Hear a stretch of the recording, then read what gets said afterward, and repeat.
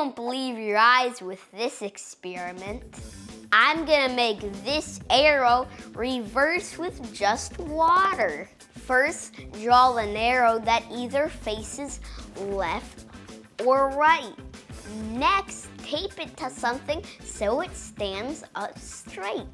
Place a clear jar a couple inches away from the arrow. Then pour water in the jar so it goes higher than the arrow. Look at the arrow through the jar.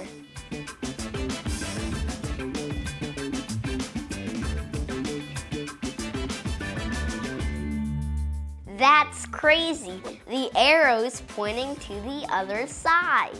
Do you know why?